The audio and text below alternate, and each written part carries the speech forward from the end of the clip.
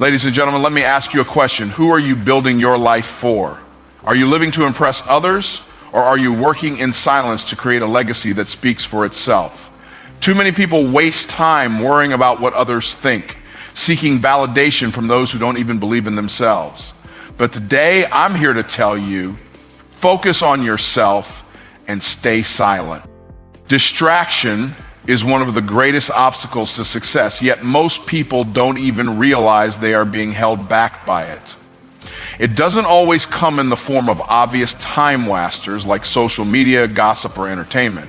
Sometimes distraction disguises itself as busyness, as unnecessary conversations, as worrying about things that don't contribute to your growth. People think they are being productive, but in reality, they are being pulled in too many directions, scattering their energy instead of focusing it on what truly matters. A person who is everywhere is going nowhere. And that's exactly what happens when you allow distractions to dictate your life. The most dangerous distractions often come from the people closest to you, friends, family, coworkers, who may not even have bad intentions, yet they unknowingly slow you down. They ask why you're working so hard, why you're so focused, why you don't have time to hang out like you used to.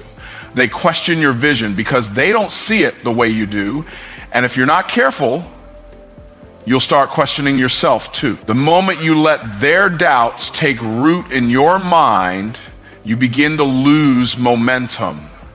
What was once a burning desire to succeed can quickly turn into hesitation, all because you allowed outside voices to get inside your head.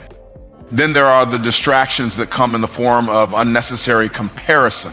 Instead of focusing on your own progress, you start looking at what everyone else is doing. You wonder why someone else is ahead, why they seem to have more opportunities, why their journey looks easier than yours. Comparison is a trap that steals your focus and replaces it with frustration. The time you spend worrying about someone else's path is time you should be using to build your own. Every minute wasted on comparison is a minute stolen from your destiny. The only person you should compete with is the version of yourself from yesterday. People who achieve greatness understand the power of focus. They don't let the opinions of others dictate their moves. They don't seek approval. They don't waste time explaining their plans, and they certainly don't allow distractions to pull them away from their goals. They protect their time and energy like it's their most valuable asset, because it is. Time is the one thing you can never get back. Once it's gone forever. So why waste it on things that don't bring you closer to the life you want to create? When you are focused, you operate with a different level of intensity. You become more intentional with your actions, more disciplined in your habits, and more determined in your pursuit. But focus requires sacrifice. It means saying no to things that don't serve you, even if they seem fun or convenient in the moment. It means being willing to be misunderstood, to walk alone for a while, to put your head down and work while others are busy entertaining themselves. Not everyone will understand your journey, and that's okay. You're not building for them.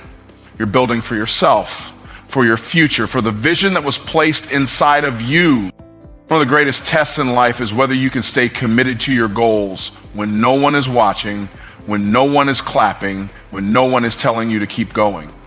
This is where most people fall off track. They get distracted by the need for instant gratification, by the desire for quick results, by the temptation to take shortcuts.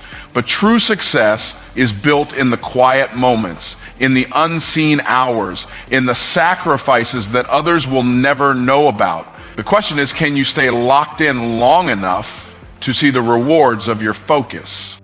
Distraction is also a form of self-sabotage. Sometimes people allow themselves to be distracted because deep down, they fear success just as much as they fear failure. They are afraid of stepping into their full potential, afraid of what will happen if they actually achieve the goals they've been talking about. So They create distractions to give themselves an excuse to justify why they haven't moved forward. They tell themselves they are too busy, that they don't have enough time, that they will start one day, but one day never comes because they never truly commit. If you really want success, you have to be brutally honest with yourself. Are you focused, or are you just pretending to be? At the end of the day, success belongs to those who can master their focus. It's not about being the smartest, the most talented, or the most connected. It's about being relentless, about having the discipline to shut out distractions and lock in on what truly matters. Because the truth is, the people who stay focused are the ones who win. Power is not found in noise, it is found in movement. The most successful people do not spend their time making announcements, seeking validation, or explaining their every step. They understand that real power comes from action, from the ability to move without distraction, without interference, without unnecessary attention. When you talk too much about what you're going to do, you give people the opportunity to plant doubt in your mind, to discourage you, to make you question your own vision. But when you move in silence, you keep your momentum protected. You don't need the world to believe in you. You just need to believe in yourself and keep going. Silence is a strategy, and those who understand it use it to their advantage. When you reveal too much too soon, you invite resistance. People will try to tell you why it won't work, why you're not ready, why you should wait. They will project their own fears and limitations onto you, not because they are trying to hurt you, but because they cannot see beyond their own small thinking. And if you are not careful, you will allow their words to shape your reality. But when you keep your plans to yourself, you give your dreams the space to grow without interference. You are not waiting for permission. You are not seeking approval. You are simply building. The most powerful individuals in history did not broadcast their every move before it was time. They worked in the background, refining their skills, sharpening their minds, and preparing for the moment when their presence would be undeniable. Too many people want to be seen before they are ready. They want applause before they have earned it. But true success requires patience. It requires a season of preparation, of learning, of grinding in the shadows while the rest of the world is distracted by things that do not matter. You must be willing to embrace that season to understand that your time will come, but only if you are willing to put in the work. Some people mistake silence for weakness, but in reality, silence is one of the greatest forms of strength. It takes discipline to resist the urge to prove yourself, to explain yourself, to constantly seek validation. It takes confidence to know that you are on the right path, even when no one else sees it yet. When you move in silence, you develop an inner power that cannot be shaken by the opinions of others. You are not controlled by external noise because your focus is internal. You are not distracted by the crowd because your eyes are on the vision that was placed within you. There is a difference between working hard and being seen working hard. Many people want to be recognized for their effort before they have produced results. They spend more time talking about their grind than actually grinding. They post every small win looking for praise instead of progress. But real builders don't have time for that. They are too busy executing, too busy improving, too busy creating something that will last. When you focus on the work instead of the attention, the results speak for themselves. You don't have to convince anyone of your greatness. Your success will do that for you. Moving in silence also protects you from unnecessary battles. Not everyone needs to know your goals because not everyone wants to see you win. Some people will smile to your face but secretly hope you fail. Others will pretend to support you but work against you behind the scenes. When you keep your plans private, you eliminate their ability to interfere. You don't give them a chance to sabotage you because they don't even know what's coming. And by the time they realize what you've built, it will be too late for them to stop it. There is a unique confidence that comes with quiet progress. When you don't have to announce your every move, you operate from a place of power. You know what you're capable of, you know where you're headed, and you don't need validation to keep going.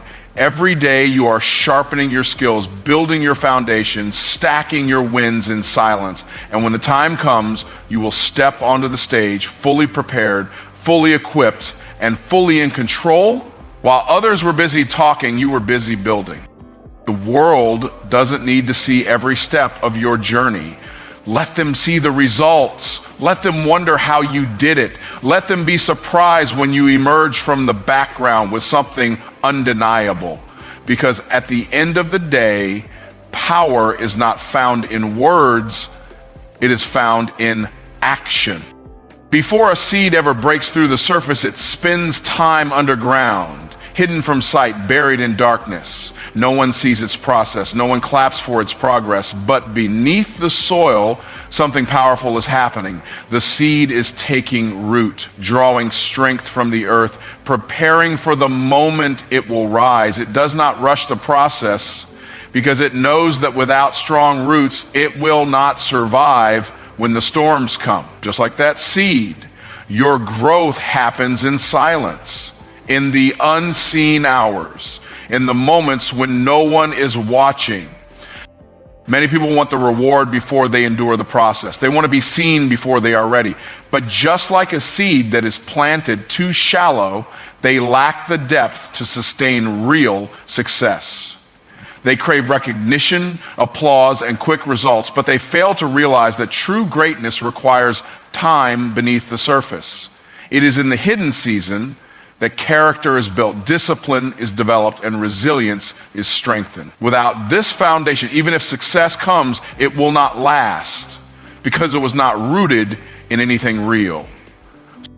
The underground season is the most important part of the journey, yet it is the part that most people try to skip. They want to rise without first growing roots. They want to be known before they have mastered their craft. But anything that grows too fast without a strong foundation is easily shaken. A tree with shallow roots may look good for a while, but when the wind blows, it falls. That is why you must embrace the hidden season. You must be willing to work in silence, to learn in private, to grow in places where no one sees, so that when you do emerge, you are unshakable. Many people mistake the underground season for failure because they cannot yet see the results of their effort. They think that because nothing appears to be happening, their work is in vain. But just because you don't see the progress doesn't mean it's not happening. Growth is happening beneath the surface. Your mindset is changing, your skills are sharpening, your discipline is strengthening, and when the time is right, what was once invisible will become undeniable. But you must be patient. You must trust that the process is working even when it feels like nothing is moving. The seed does not compare itself to the trees around it. It does not look at what is already standing and feel discouraged. It simply focuses on its own growth. Too many people waste time looking at others, measuring their progress against someone else's success. But just because someone else has already bloomed does not mean your time won't come. Your journey is different. Your process is unique. And if you spend your time comparing instead of growing, you will never reach your full potential. Stay focused on your own path. What happens underground is what determines the strength of what grows above. If the roots are weak, the tree will not last. That is why the most successful people spend years mastering their craft before they ever step into the spotlight. They are not in a rush to be seen because they understand that preparation is the key to longevity. The work you do in the dark is what prepares you for the light. If you rush to be seen before you are ready, you will crumble under the pressure. But if you take the time to build a strong foundation, nothing will be able to shake you. Some people give up because they do not see immediate results. They plant the seed, but when they don't see instant growth, they walk away. But a seed does not sprout overnight. It requires patience, consistency, and faith. The people who succeed are the ones who keep watering their dreams, even when there's no sign of progress. They keep showing up, keep putting in the work, keep believing that what they planted will grow. And one day, when the time is right, the breakthrough happens. But it only happens for those who did not quit. The process cannot be rushed. You cannot skip the season of preparation and expect lasting success. Just like a seed needs time underground, you need time to develop, to strengthen, to grow in the areas that no one sees. And when you are finally ready, when your roots are strong, when your foundation is unshakable, you will rise. Not as something weak or temporary, but as something powerful and unstoppable. There is no need to argue with people who doubt you. There is no need to explain yourself to those who cannot see your vision. Words mean nothing without results. And the most powerful response you can give to critics, doubters, and naysayers is undeniable success. When you focus on proving yourself with actions rather than explanations, you take control of your destiny. The loudest voices in the room are often the most insecure, while those who truly dominate in life let their work speak for them. Instead of trying to convince people, redirect that energy into producing results that make them unable to ignore you. Too many people waste time trying to justify their dreams to those who will never understand them. They get caught up in arguments, debates, and explanations, thinking they need approval before they move forward. But the truth is, most people will not believe in you until they see the results for themselves. And by the time they do, you won't need their validation anymore. Success has a way of silencing every doubt, every criticism, and every negative opinion. When you achieve what they said you couldn't, their words become irrelevant. The reason why results are the most powerful response is because they leave no room for discussion. You can debate opinions, but you cannot debate evidence. When you become undeniable, when your work speaks louder than any words you could ever say, the conversation shifts. The same people who doubted you will be forced to acknowledge your success. Some will act like they always believed in you, while others will remain silent, unable to explain how you proved them wrong. Either way, you will have won, not by arguing, but by executing. There is no greater revenge against doubt than achievement. Some people allow criticism to discourage them, to slow them down, to make them second guess themselves. But the truly successful use doubt as fuel. Every time someone says you can't, you should hear that as a challenge. Every time someone underestimates you, let that be motivation. Because the moment you stop trying to prove yourself with words and start proving yourself with results, you gain an unstoppable momentum that no one can take from you. The problem with explaining yourself is that it puts you on the defensive.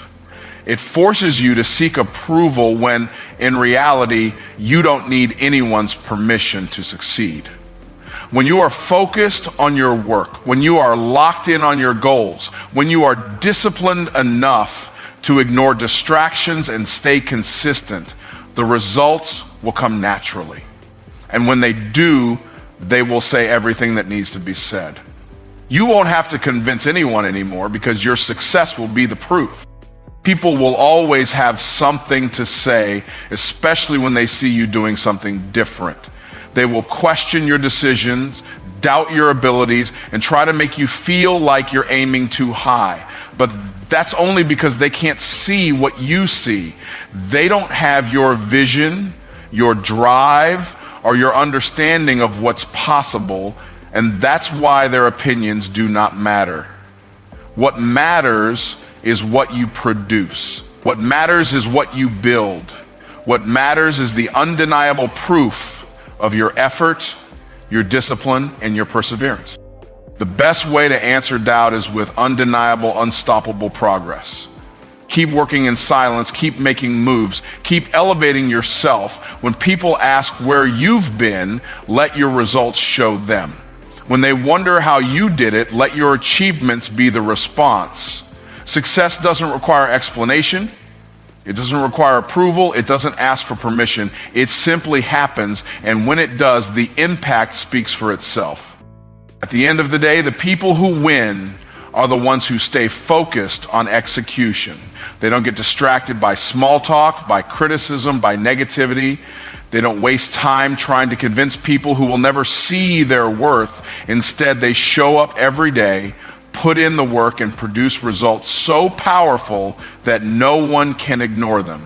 Because in the end, your results are your response. And that is all the proof you will ever need. The world does not reward effort that it cannot see, but that does not mean your effort is in vain. Too many people feel frustrated when they put in the work and don't get recognition right away.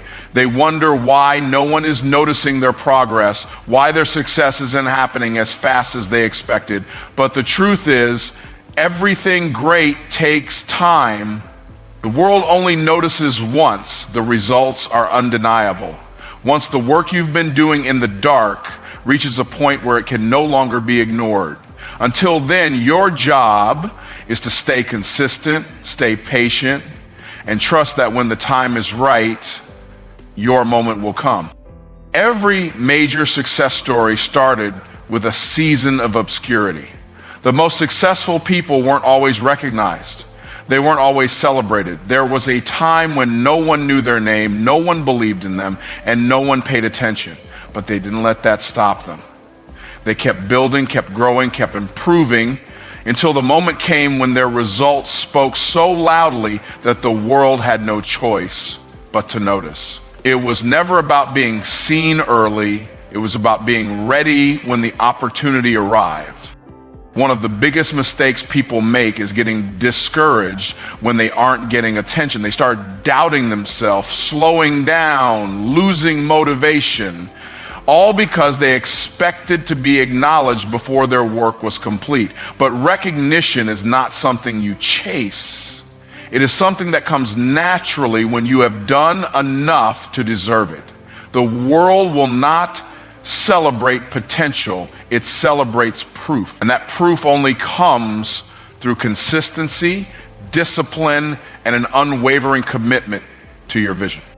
Success is like a seed growing underground. For a long time, nothing appears to be happening, but beneath the surface, roots are forming, foundations are being built, and strength is being developed. Then, one day, that seed breaks through the soil, and seemingly overnight, it becomes something visible, something undeniable. But the truth is, it wasn't an overnight success. It was the result of months or even years of unseen effort. That is exactly how life works. The world will see you when you have put in enough work to rise above the surface. Many people crave instant recognition, but they fail to realize that being noticed too soon can be just as dangerous as not being noticed at all. If you are not ready for the spotlight, it can destroy you. If you have not built the discipline, the mindset, and the resilience needed to sustain success, the pressure can overwhelm you. That is why some people rise quickly only to fall just as fast. They did not take the time to master their craft, to develop their skills, to grow into the person who could handle the success they wanted. The process is there to prepare you, and if you rush it, you risk losing everything. When the time is right, the right doors will open. You won't have to beg for attention. You won't have to force people to notice you, and you won't have to prove yourself with words. Your results will do the talking. The people who once ignored you will start paying attention. The same ones who doubted you will start asking for advice. But by then you will have outgrown the need for their validation, because you will understand that the only thing that ever mattered was the work you put in when no one was looking. The world operates on timing, and when it is your time, nothing can stop you. The key is to stay locked in even when it feels like nothing is happening. Stay disciplined even when no one is clapping. Stay consistent even when there is no immediate reward. Because the moment you start seeing results, everything will shift. People will call you lucky, not realizing the years of unseen effort that went into that luck. But it won't matter. because by then you will know the truth. You were never working for recognition. You were working for mastery. It is not your job to make the world notice you. It is your job to prepare so that when the world does notice, you are undeniable. Keep building, keep sharpening, keep growing. The world will notice when it's time. And when that time comes, you will be ready. There is no perfect moment to start. Too many people wait for the right conditions, the right timing, the right feeling before they take action. They tell themselves they will begin when they have more money, when they have more knowledge, when they have more support. But the truth is, waiting is just another form of procrastination. The people who succeed are not the ones who wait for the perfect moment. They are the ones who start where they are with what they have and figure out the rest along the way. Every dream, every goal, every breakthrough begins with a decision to act. Not tomorrow, not next week, but right now. The longer you delay, the harder it becomes to start. Excuses pile up, self-doubt creeps in, and before you know it, years have passed, and you're still standing in the same place, thinking about what could have been. The only way to break that cycle is to take immediate action, no matter how small. Action creates momentum, and momentum leads to progress. But nothing happens until you make the choice to move. The biggest enemy of success is hesitation. Every time you hesitate, you give fear the opportunity to take control. You allow uncertainty to talk you out of your own potential. But the truth is, you will never feel 100% ready. You will never have all the answers, and you don't need to. What you need is the courage to step forward despite the fear, despite the uncertainty, despite the doubt. Because once you take that first step, the next step becomes clearer.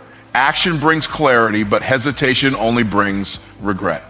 People waste years waiting for motivation, but motivation is not what produces results. Discipline does. Motivation fades, but discipline keeps you moving even when you don't feel like it. The people who accomplish great things are not always the most talented, the most skilled, or the most connected.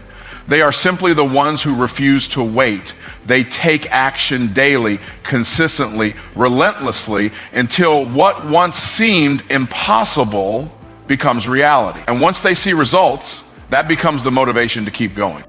Success does not belong to those who dream, it belongs to those who execute. Every successful person had a moment where they had to stop thinking, stop planning, stop preparing, and just take action. They did not have everything figured out, but they started anyway. They understood that mistakes are part of the process, that failure is just feedback, that progress is more important than perfection. And because they kept moving, they kept growing. And because they kept growing, they became unstoppable. Too many people are trapped in the cycle of overthinking. They analyze, they research, they make plans, but they never move. They convince themselves they need just a little more time, a little more knowledge, a little more experience before they start. But thinking does not produce results. Action does. Planning is important, but execution is what changes lives. You can always adjust your strategy. You can always improve along the way, but you must be willing to take the first step. Fear of failure keeps most people stuck, but failure is not the enemy. The real enemy is inaction. Every failure is a lesson. Every setback is an opportunity to grow. Every mistake is a step toward mastery. The people who win in life are not the ones who never fail. They are the ones who fail and keep going. They understand that failure is not the opposite of success. It is part of the process. The only real failure is never starting at all. Nothing changes until you take action. Your goals, your dreams, your vision, none of it will happen on its own. It requires movement, effort, and consistency. It requires the decision to stop waiting and start doing. The time is now, the opportunity is here, and the only thing standing between you and success is the action you choose to take today. If you've ever been broke in your life, you know it is not fun. I was broke for the first part of my life. You say first part. How long is a part? It depends on your life. So I was broke for the first part of my life. I'm going to say right around 38, 39 years. And then I got kind of rich that I thought was really big rich, and I overextended myself too soon, and I expanded my lifestyles too soon. And I say too soon, but it was really more at the wrong time. Right, I expanded my lifestyle at the wrong time, and because when I expanded my lifestyle, it wasn't too soon for the past, but it was way too soon for the future. And so we went from broke to rich to broker than broke. And here's what I mean by broker than broke. If you can imagine going from just regular broke people broke, I wasn't pitiful poor most of that time. Like, pitiful poor is when you're so poor people feel sorry for you. I've been there, right? I've been married with a pregnant wife and no electricity and no water at my house. So I've been pitiful poor. But this is not what I'm talking about. Then I was just regular poor. Do I pay my electric bill or my water bill this month, right? Or do I pay my insurance? Y'all know what I'm talking about. So anyway, do I pay the ticket for getting pulled over for having a car that the registration's expired on, or do I pay for the registration? I'll take my chances on getting pulled over. Okay, y'all just want to make sure I understand. I was that dude, right? I lived there, and that was just like regular people broke. And then I got rich to the point where I was making, 30, 40, 50, 60, 70, 80, 90, sometimes 100,000 a month. And then got to the point where I was fairly consistently making over 100,000 a month. But then I expanded my lifestyle and bought my dream cars and my dream house and I was living my dreams until it turned into a nightmare. And then they created the Great Recession. And then clients who owed me a lot of money disappeared. And then I got audited by the IRS. And they told me I owed them $1,065,000. I didn't have $1 million or $65,000, right? So I was broker than broke. I was over $1 million in the hole from 2010 through 2015, and then started climbing out of the hole in 2015. So, and I'm telling you this story because I have discovered some ways that you can never be broke again. Let's say you don't ever become wealthy. Let's say you don't ever get rich. Wouldn't it be nice to just never be broke again? Never have a Motel 6 refrigerator again. Say, what's a Motel 6 refrigerator? We'll leave the light on for you. Open the refrigerator, only thing in there is a light, right? Okay, and so and I've had a Motel 6 refrigerator with a family. It's not fun. Being broke is not fun. And so I said, okay, if I were going to teach people who are like maybe not on the struggle bus right now, but you're not getting ahead at all, and like it'll only take one thing going south, like car breaking down, refrigerator breaking down, somebody in your family getting sick. It'll only take one thing to like blow you out of the water financially. Like, how can you get to the point where you're never broke again? And so what I'm going to do is I'm going to share with you 3 things you can do to never be broke again. The first one is make money with offer strategies. When it comes to money, I believe in offers. By the way, everybody who makes money because of one of 2 things: either an offer you've made or an offer you said yes to. Everybody makes money based on an offer that you presented or an offer that you accepted. Everybody. You say, what does that mean? No, Myron, I don't make an offer. You did. You went to. I didn't make an offer. I drive a truck. Right. You went to the trucking company and you said, I will drive your truck for X amount of dollars per hour or per mile. Right? If you work at a factory, you said, I will work for you for X amount of dollars per hour, X amount of dollars per month, X amount of dollars. You already made an offer. Everybody's making an offer. Here, this should encourage you. Hopefully this will encourage you. Let's say you have a job and you're making $60,000 a year. Okay, you have a job, you're making $60,000 a year. What if you just started thinking of your employer as your main client? So So you got one client who's agreed to pay you $60,000 per year. Wow. If it doesn't do anything else, it should encourage you. Why? Because if you got one person that's paying you $60,000 a year, maybe you can get somebody else to pay you $6,000 for something that you can provide for them that they want more than they want the $6,000, just like you're providing a result for your employer that they want more than they want their $60,000. Or maybe you could say, like you could find maybe even more people who would be willing to pay you $600. Right? What if you could create an offer for, you already created an offer for $60,000. What if you created an offer for $6,000? What if you created an offer for $600? You say, well, Myron, I don't know what I'd offer somebody for $600. Okay, don't do that. Pump the brakes, baby, pump the brakes. Let's do this instead. What if you said, I'm going to make an offer for $60. Surely you got somebody to pay you $60,000. You can get somebody to pay you $60. What if you got 100 people in 2025 to pay you $60? That's $6,000 extra dollars. Let me ask you a question. What could you do with $6,000 extra dollars right now? Right? What if you could get 100 people to pay you $600 in 2025? That's an extra $60,000. And you don't even have to jeopardize your job. You can keep your job and make your $600 offer to people on the internet. Make your $60 offer to people on the internet. And so here's all I'm saying. You've already made an offer. They already said yes. You got somebody to say yes to your $60,000 offer. You say, Myron, I don't make $60,000, I make $45,000. Okay, you got somebody to accept your $45,000 offer. Myron, I make $120,000. Great, you got somebody to accept your $120,000 offer.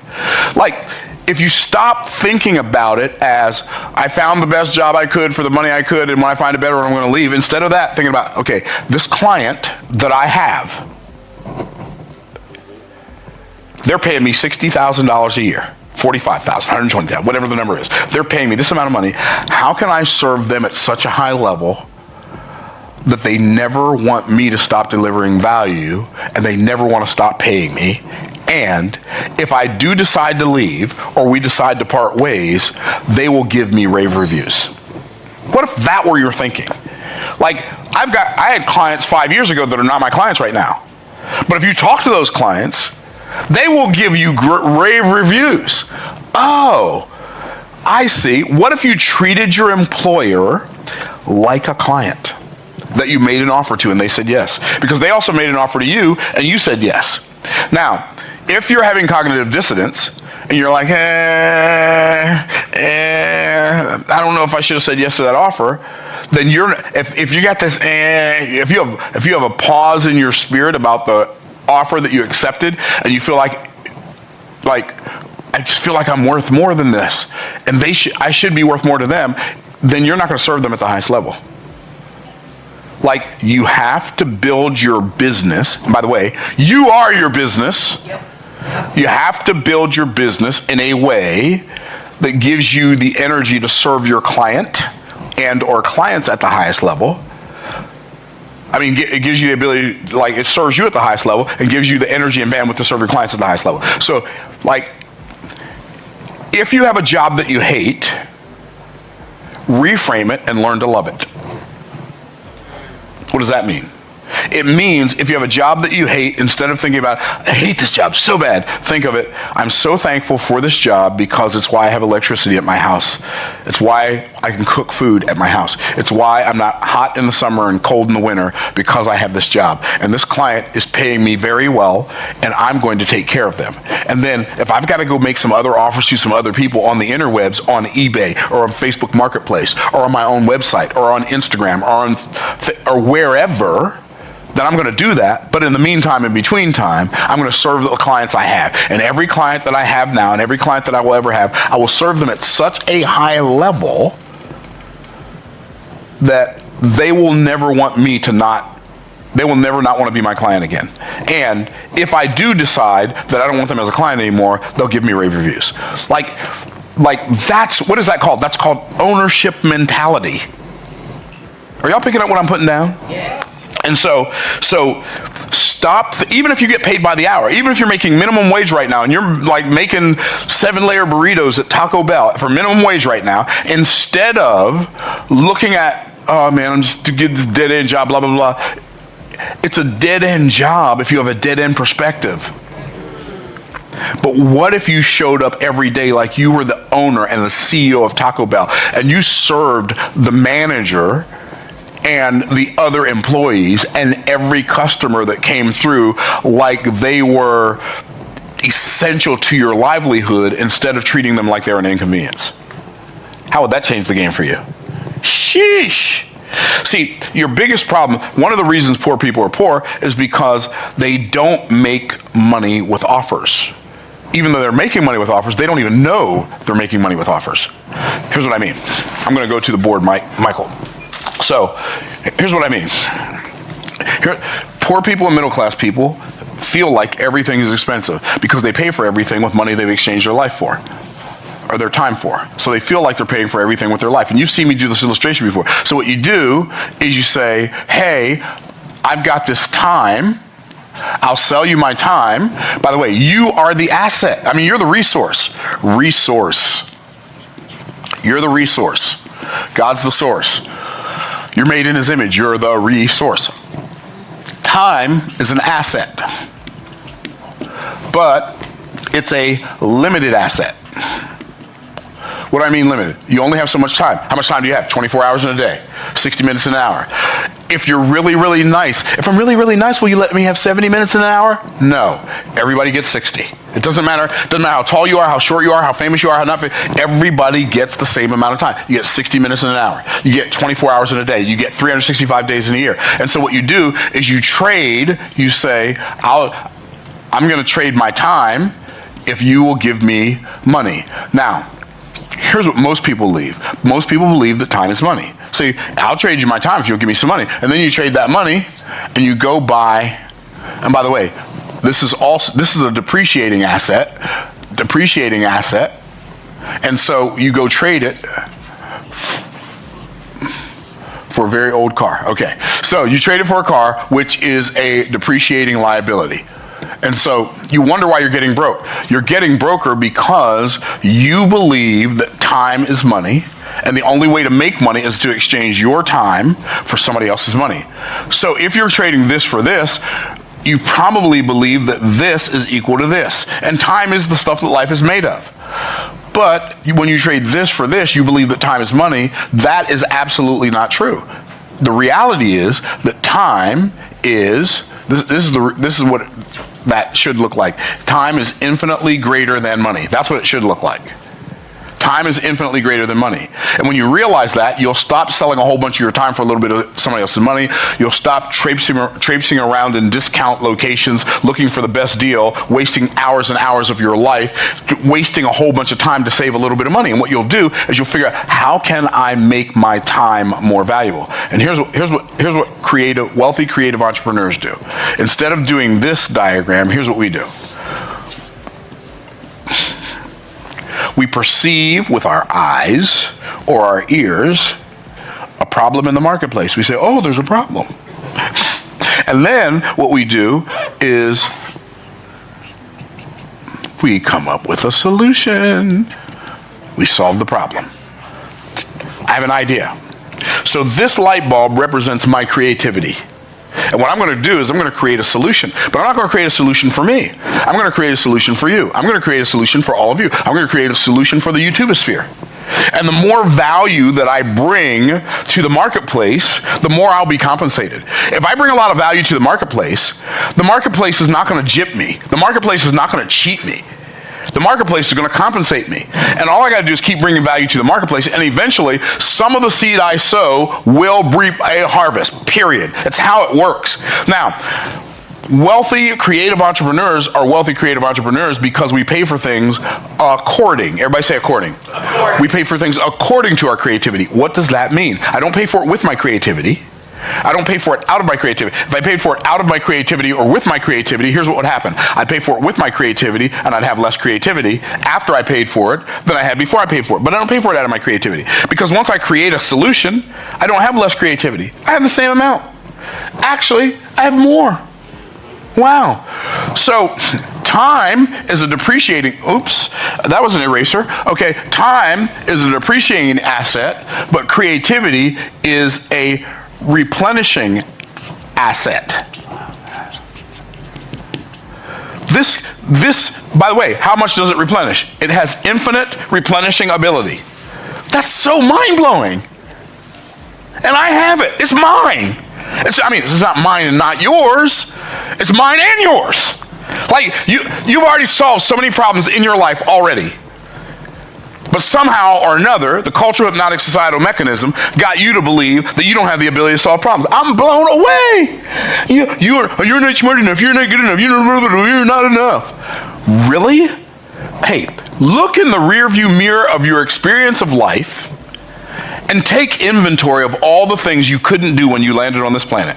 You couldn't walk, you couldn't talk, you couldn't chew food. That's right, you didn't even have no teeth.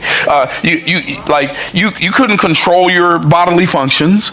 You couldn't drive a car, you couldn't use a phone, you couldn't use a computer, you couldn't count, you couldn't write, you couldn't read, you couldn't do anything. You couldn't play a musical instrument. You didn't even speak any languages, let alone 2 or 3. And now all of a sudden, you look at the rearview mirror experience of your life. You got all this stuff you know how to do, and you think there's something you can't learn? Oh, the enemy got you blind. Babe. No, child, please. There's not. Let your life be a testament that there's nothing you can't learn. Now, there may be some things you don't desire to learn. There may be some things you're not willing to learn. But that's not the same as the things you can't learn. I wish I had. Okay, y'all tracking. So, what happens is I create an asset. So, we're going to call that asset, I'm going to create an asset, and that asset, I'm going to call it a book. And it's got words on the page. Yeah, create a book. And then I'm going to sell that book. By the way, when I write this book, it's going to cost me about, I'm going to say $3 to make. Then I'm going to sell the book for somewhere between 20 and it could be, I have a friend, I'll just put his number there. I have a friend, I know you're going to think this is crazy, his name's Dana. He had a book that he sold on a webinar for $2,000. Let me ask you a question. How many of you have ever thought, if I wrote a book, how could I sell it for $2,000? How many of y'all have ever thought that? Right? Okay. Right, but have you ever thought, if I had a book? No, I never thought, I would have never thought of that until I saw Dana do it. He did a webinar, and he sold hundreds and hundreds of people this book for $2,000. You know what it's called? The book was called High Ticket Book Secrets. How to Sell Books for $2,000.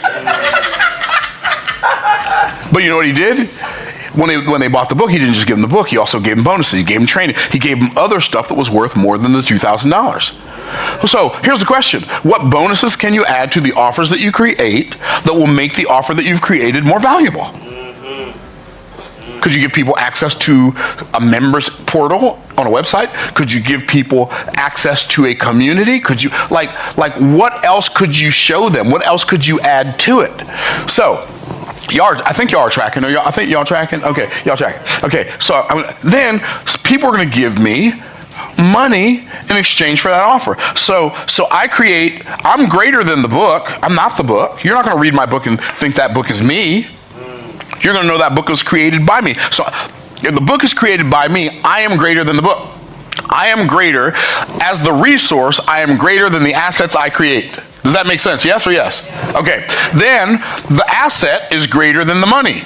Because when I sell the asset, in fact, let me grab one here. I'm going to grab 2 of them here. I could grab 3 of them here. In fact, I'm going to grab all 4 of them here. I'm going to tell you all the story. So, back in 2006, I wrote this book. So here's what's cool. I'm not a graphic designer. But guess what? I didn't have to be. I created the concept I didn't create this cover, but I created the concept for this cover. It wasn't a good concept, but worked for me.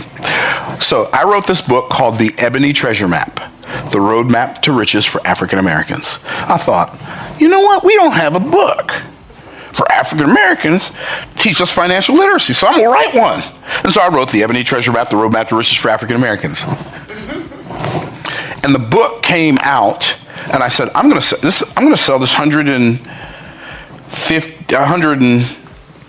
139-page book for $20. Guess what? Now, Before I wrote, well, I won't even tell you that part because it doesn't matter. So the first week this book came out, I got 500 copies printed because I went to a books writing conference. It had to be a best-selling author conference, and they said most authors never sell 500 copies of their book. Well, I said, I ain't gonna be most authors. I'm gonna be 500 copies printed, right? And so my book came out, I had 500 copies printed. Guess what? We sold 900. 900 times $20. Anybody know how much that is? That's $18,000. My first week as a published author with a book with an ugly cover made $18,000. That's more than half as much as I've made in any year at any job I've ever had. A book, B-O-O-K, a book, paper, words on paper, black ink on white paper. Okay, y'all tracking.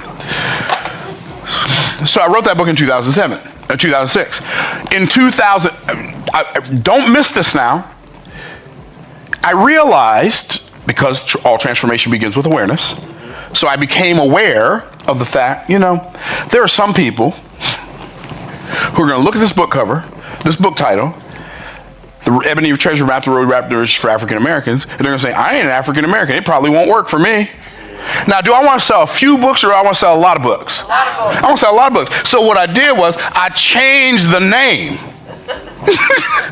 That's called repurposing and repackaging. In case you're wondering what the marketing term is, I changed the name of the Ebony Treasure Map to From the Trash Man to the Cash Man, How Anyone Can Get Rich Starting From Anywhere. Added a couple pages, added some stuff to it, and now the book is more than 139 pages. It is 140, blah, blah, blah, blah. It's 147 pages. So 147 page book, added some pages to it, changed some stuff around so nobody would feel like, this is not for me, right? So rebranded it, repackaged it, repurposed it, and turned it into The Trash Man to the Cash Man.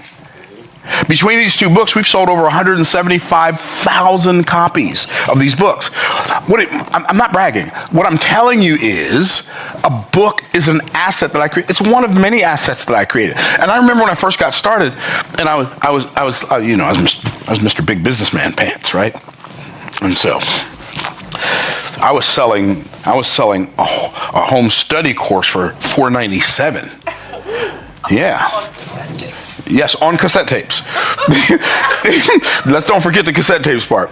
And then somebody said to me, Myron, why don't you write a book? I'm like, a book? Why would I write a book? $20? I'm making $497, right? Every time I make a sale, $20 book. What I didn't realize is that if I wrote a book and it was good, that people who bought the book would also buy other stuff. So I used to think a book was a waste of time because it's only going to make you $20. But it's not about how much money the book makes you. It's about the time someone invests in reading the book that you wrote that makes them feel like they know you, genuinely like you, and believe that they can trust you. So, those two assets. Boom. But wait, there's more. 2017 was like my first bounce back $1 million year after being over $1 million in the hole. So I wrote this book called Click and Order for Brick and Mortar, Online Strategies for Offline Market Domination. Most of you have probably never heard of this book, right? You never heard of it, didn't even know it existed, right? I wrote this book for the purpose, I want really pay attention to what I'm saying right now. I wrote this book for the purpose of acquiring brick and mortar clients for my consulting business. That's why I called it Click and Order for Brick and Mortar. I would do trade shows. I would give these books away at trade shows. I would sell these books on my website. And then what the book gave me was what I call an excuse for follow-up. Because I taught them my methodology, and then I would follow up with them and find out which parts of these they would like my help in implementing. When I wrote this book in 2007, guess what happened? That was my first $1 million bounce back year. I did over $1 million in consulting because of the principles in this book. This is an asset. It's an asset that makes people desire what? More assets from me, because I'm the resource. I'm not the asset. I'm the resource. right? Which means I got a whole bunch of assets in here that haven't even been harvested yet. Got a whole lot of assets in here that have not even been harvested yet, okay? So then, in 2021, I wrote this book. It's called Boss Moves. I wrote some books in between. I wrote a couple books back in 2012 as well. I didn't go into those because those are just ebooks. I shouldn't say they're just ebooks, but they're ebooks. And so I didn't go into those. I wrote this book, Boss Moves. Business Optimization Success Secrets from $1 Million Roundtable. I wrote, wow, that was cool. Okay, that was very theatrical. I'm going to have to do that again. Okay. The things you discover when you're not looking for them. Okay, so I wrote this book. This book does between $18,000 and $40,000 a month in sales. This book. Cost me $3 to print. Sells for $30. Now, you say, well, if it only costs you $3 to print, what makes you think that you should charge $30? Because it's my book, and I wrote it. And you're not buying the paper. I'll sell you the paper. I'll sell you exactly the same amount of paper that's in that book for $3, if that's what you want to buy. But you don't get the words now. See, the paper's worth $3. The words is the other 27. How many of y'all tracking? Okay. So I'm saying you said the asset. Now, guess what? These two books right here. These two books right here generate $500,000 a year in revenue. Two assets, $500,000. Now, what if that's all I had? Well, I don't know how your lifestyle is. That's how my lifestyle is. If that's all I had, I'd be okay. Why? Because one of the things that I learned after I was really broke for a part of my life, and then got like rich that I thought was big rich for another part of my life, and overextended myself. Here's what I discovered: don't overextend yourself. Keep it easy. Live well below your means. How far? As far as you possibly can. Okay. I'm taking too long on the make money part. We don't have to do a part 2 of this, but I think we'll be okay. So now, when I want to, it doesn't matter if I want to go buy a house, or a car, or a world-class vacation. It doesn't matter, because this, like when I spend the money, this keeps on spitting out more money. And so I'm never broke again. I promise you. I haven't looked, but I'll look right now, just so I'll look in front of you so you can see that I'll look in front of you so you can see that I'm not making this up. So here's the reality. Okay? Here's the reality. Books. How much money did we bring in from our online assets since midnight last night? Is that a good question? Yes. Okay, good. Okay. Now, this is not the end of the world, but it's something. Wow. Okay. So, at 12:08 a.m., while I was asleep, dreaming about being asleep. Okay, just wanted y'all to know what I was doing. Okay, I was asleep, dreaming I was asleep. $297. And then at 12:27, not even 30 minutes later, $39.94. And then at 12:46, $29.98. By the way, that's the first hour of the day today. And then we didn't have any more sales coming until 6:21 a.m. $29.98 at 6:21 a.m. $39.94 at 6:34 a.m. $297 at 8:52 p.m. $39.94 at 9:45 p.m. $116 at 9:50 p.m. and $29.98 at 10:04 a.m. That's the money that's come in since I went to since it turned today. So far. You say, Myron, what are you saying? I'm saying you make money with offers. That's all I'm saying. I'm saying, and by the way, who can create an offer? Anybody who cares to. Now, so that's number one. You create money, you make money with offers, and then when you're making money with offer strategies, you have to start with a vision for an offer. Where does the vision for an offer come from? It comes from the complication of somebody else's problem. You can never create an offer that will change your life by trying to create an offer that will change your life. You create an offer that will change your life by creating a solution to a whole bunch of other people's problems. So when I'm creating an offer that's going to change my life, as paradoxical and oxymoronic as this seems, I have to stop thinking about myself long enough to create a solution for somebody else. Wow. Maybe Jesus was right when he said, he who will be greatest among you, let him be servant of all. The person who serves the most people is the greatest person. Okay, cool. So you have to start with a vision for an offer. Where do I start? I look around. I find a whole bunch of people struggling with something. I say, oh, I know how to do that. Since I know how to do that, if I tell them how to do it and I charge them a little bit of money, maybe they'll pay me. Or maybe I'll show them how to do it and charge them a lot of money. Okay, cool. So starts with a vision for an offer. Start with a vision for the offer. Then this is, by the way, this is still all under point number 1, make money with offers. Okay, so that's letter A, start with a vision for an offer. See the value of the offer. See the value of the offer you create. Now, here's the thing about the offer you create. You must see both the intrinsic value and the perceived value of your offer. If your offer does not have both intrinsic value and perceived value, it probably has no value. Are y'all with me? Yeah.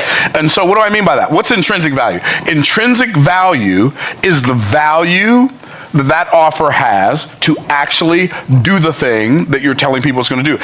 It has the ability to solve their problem. That is the intrinsic value of the offer. What's the perceived value? The perceived value is the degree to which their pain will be eliminated times the degree to which their pleasure will be elevated when they say yes to the offer. So when I'm talking to people about the offer, I definitely spend some time talking about the intrinsic value. But I spend most of the time talking about the perceived value. Why? Why do I spend more time talking about the perceived value than I do the intrinsic value? Because I have to have the knowingness to know that the intrinsic value is there. But if that's all I know and I only talk to them about the intrinsic value, I promise you they're not going to believe me. Why? Because the perceived, they don't know if it works or not. So if I'm talking about the intrinsic value, I'm talking to them about something they can't know. And unless I've imagined it for them and proclaim that imaginary solution and the way it would work, their life would look when they say yes, if I haven't done a good job explaining that, describing that, presenting that, they don't have anything to buy. Nobody buys the intrinsic value in your offer. They buy the perceived value. What do I mean they buy the perceived value? They buy what they perceive their life is going to look like and feel like compared to what their life looks like and feels like now. People say, well, I paid for your product. They didn't pay for your product. When the people buy your product, they didn't buy your product. They didn't pay for your product. They paid for your description of your product. Because they don't get the product until after they pay. So they don't know if it's worth it. They only know if they believe it's going to be worth it when they pay. So you got to get good at describing both the intrinsic and the perceived value. I hope you are tracking what I'm saying. Yes. Okay. This is really hard for people. So you start with a vision of your offer. You see the value in your offer. One of the biggest problems I see entrepreneurs have, and I coach lots of entrepreneurs, is they don't understand. They can't even perceive the value of your own offer. Guess what? If you don't perceive the value of your offer, you can't proclaim the value of your offer. They're always talking about the stuff. They're talking about, oh, it's got this, it's got that, it's got this, the third, it's got this many of these, and those many of those, and that many of that. Okay, well, guess what? None of that. They don't care.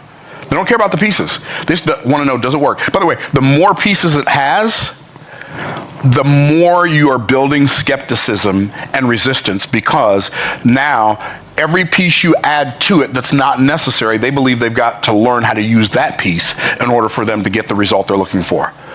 The real question in their mind is it easy, does it work, can I do it? If the answer to those three questions is not a resounding yes, the likelihood of them saying yes to your offer is highly unlikely. Okay, cool. The last one is simplify the verbiage around your offer. What does that mean? You have to stop using insider lingo on the outside world. You have to stop using technobabble. You have to stop talking to people. I help people overcome past trauma. I help people in the area of self-love. I'm telling you, nobody knows what that means. And it may be what you do, but you better figure out a better way to explain it. In other words, if you said it to a third grader, would they understand it? If a third grader's not going to understand it, probably neither is anybody else. The highest grade level I'm going to let you go to is fifth grade. If your explanation of the transformation of saying yes to your offer cannot be understood by people between third and fifth grade, it's not clear enough. So, simplify the verbiage. By the way, I know you know how to sound smart talking about consortiums and think tanks, blah, blah, blah. Right. Third grade language. Don't impress people with how smart you are. Impact them with the success they could have in using your solution to their problem. Okay. So I said there's 3 things you got to do. We talked about one of them. What is it? Make money with offer strategies. That's the first point. All of that was under the first point. That was a nicest rant. Okay. Number 2, manage money with optimization systems. You manage your money with systems. What did W. Edwards Deming say? He said, systems under which people work account for 90% of the failure. Therefore, the key to success in any endeavor is to perfect the system. You need a system for managing your money. And the number one reason you need a system for managing your money is so that you don't decide what to do with it after you get it. That decision was already made before you got it. You have to sit down and predetermine what's going to happen with your money before you get it. I really believe this. I can't prove this to be true because I'm not going to go work at McDonald's. Because number 1, I don't like the smell. Number 2, I don't like the food, if you want to call it that. So I'm not going to go work there. But if I worked at McDonald's, I could get rich working at McDonald's. Why? Because I would manage my money in such a way that I would create wealth. Why? I would manage that money with systems. Now, you need to have a system for money awareness. Awareness of your beliefs about money. Awareness of your feelings towards money.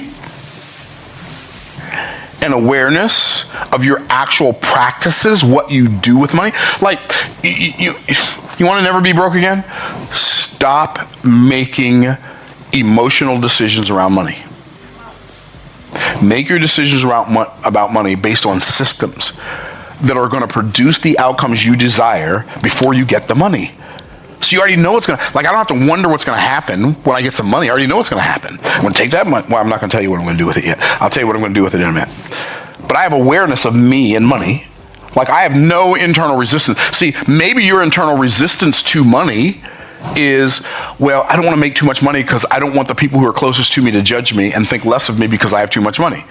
And that may not even be a conscious awareness, it may be a subconscious awareness, but all of us know that if you make more money than people around you, a lot of those people are going to have judgment for you. Can I get a witness? Amen. So you got to stop worrying about that. Here's the reality. It don't matter. It is what it is. So systems of awareness, your awareness for money. I'm aware that my parents didn't understand money. They were great people. I love them. They taught us well. They did not understand money. You say, how do you know they didn't understand money? Because when I got older and I started developing a level of financial literacy, these are things that my parents didn't teach me, and they would have taught me had they known them, because they taught me the stuff they knew. Right? So I can't let the limitation of the people that raised me and the people that taught me as I was growing up, I can't let their limitations around money be my limitations around money. I have to discern and decide for myself what that's going to look like. So, system of awareness. You have to have a system of awareness of what money is and what it actually does, because money is an exchange and store of value. Money's not even real. It just represents something that was real. And it represents something that will be real. But money itself is not real. Are y'all tracking? What do I mean? It represents something that was real. Well, I did some work in the past. I got paid for it. That money is how I prove to people that I want to serve me that I've served somebody other than me. So money is really a certificate of service provided. I went to Eddie V's last night for dinner, and I said, okay, I want y'all to bring me some food. They brought me some food. But Eddie V's is one of those restaurants that will only serve you if you can prove you served other people. Oh, that's right. All restaurants are that way. In fact, all businesses are that way. Nobody will let you move into a house unless you can prove that you served other people. Wait, what? See, this is my awareness of this is part of my money awareness. I'm aware of the fact that everything that I desire is on the other side of me being able to prove that I've served lots of other people. And the more that I serve those other people in ways that they are willing to compensate for, the more money I have. And all I'm doing is proving that I've served other people, so now I'd like for you to serve me. Thank you very much. Okay, y'all are tracking. You need to have a system for money accounting. So in my book, From the Trash Man to the Cash Man,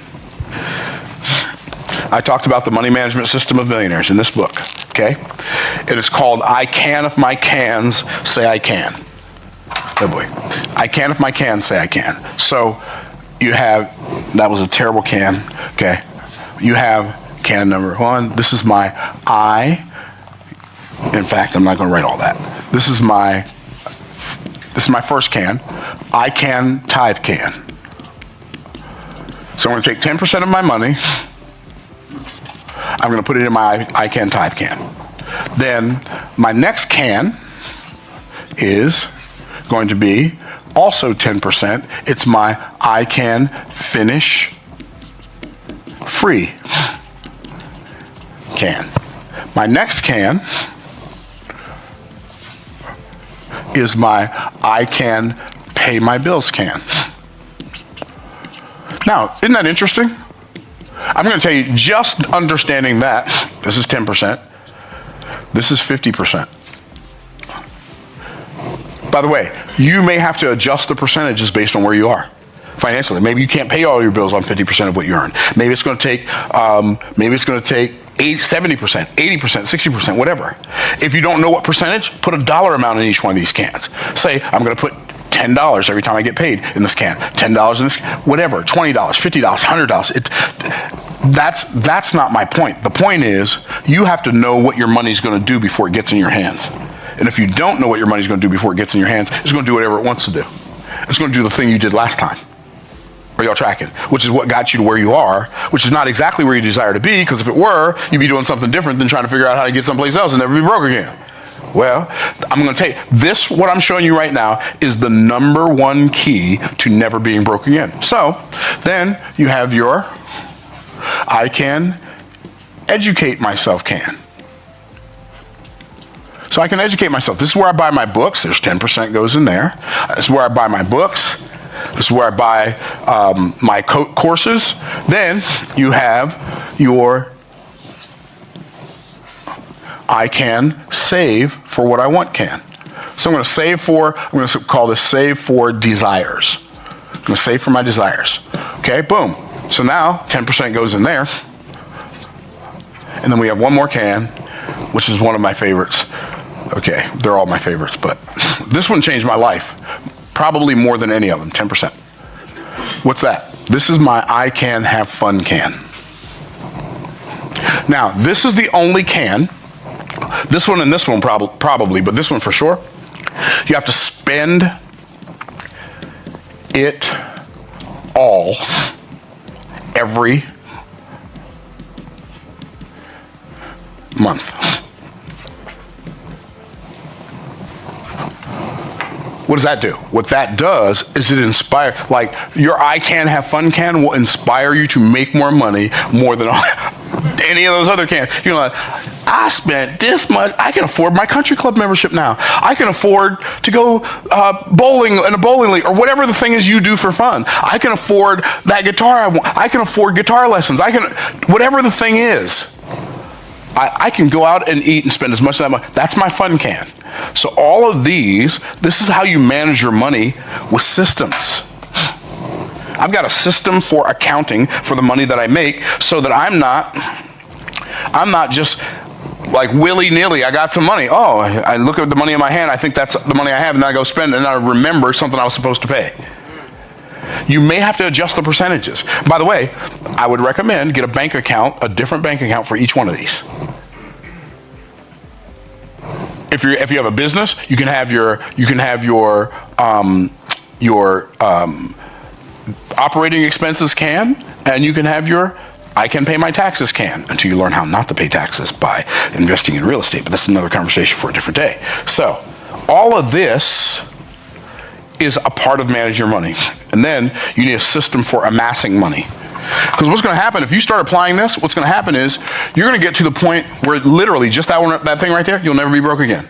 You'll always have money in your I can finish free can. You don't take any money out of that can ever unless you're taking it out to put it into an investment for when it's time for you to finish free. A lot of people call it retirement. I don't call it retirement. I call it finishing free. I don't have any desire to retire. I only have a desire to aspire higher. See what I did there? That's a poem, and I know. Okay, anyway, so I only have I don't have any desire to retire. But I know what my finish free freedom looks like to me. Like the ultimate financial freedom looks like to me is when my investment cash flow from my investments is more than my passive. I'm going to call it passive even though it's not passive because people know what I'm talking about.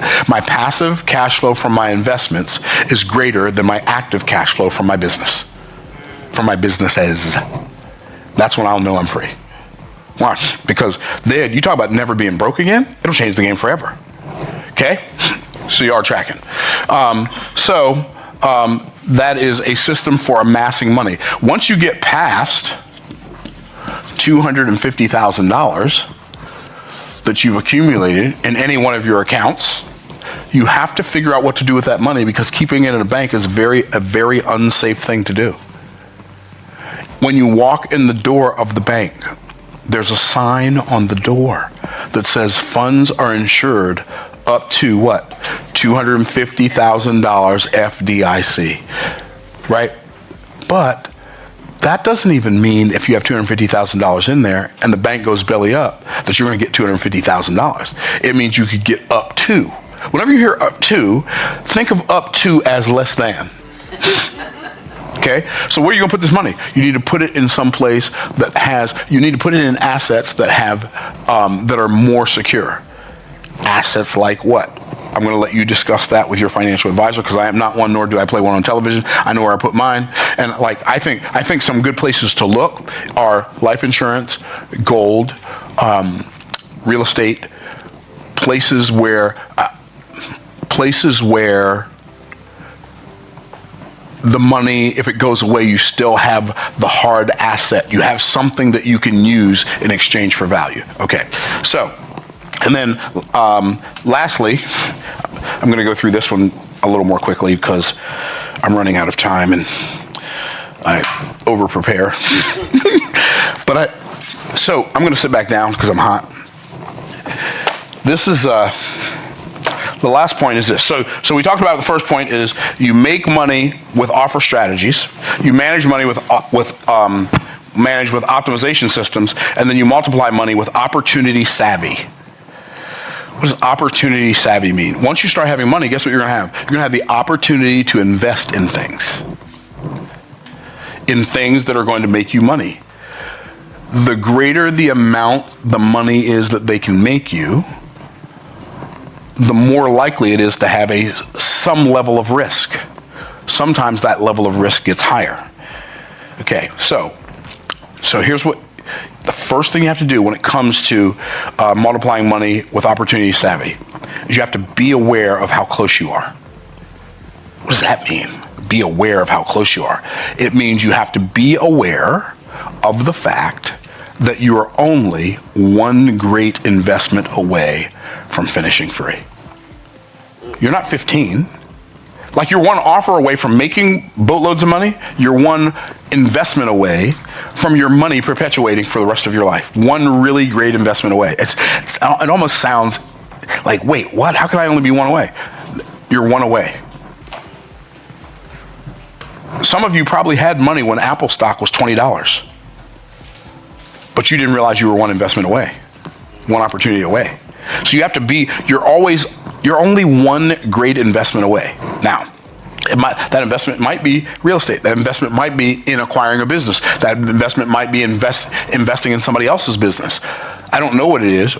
Only you can know that, but it's going to be determined by your mindset, your skill set, and your tool set. We'll talk about that in a minute. So you have to be aware of how close you are. You're only one opportunity away. You have to be authentic about your competency, which means you are only that you should only say yes to things, opportunities that are in your wheelhouse. People come to me with opportunities all the time. Like, I get more opportunity pitches than I can stand. Most of the time, the answer is no. Some of the times, the opportunities are great. And I can see the opportunity is great. And I can see there's a lot of money in the opportunity. And I still say no. Why? It's outside my wheelhouse. And since it's outside my wheelhouse, it's going to require something that's not mastery for me to participate in it.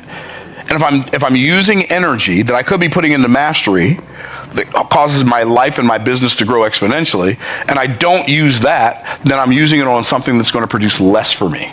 Okay, so I only say yes to things, to opportunities that are in my wheelhouse. So if they're not in my wheelhouse, it's no.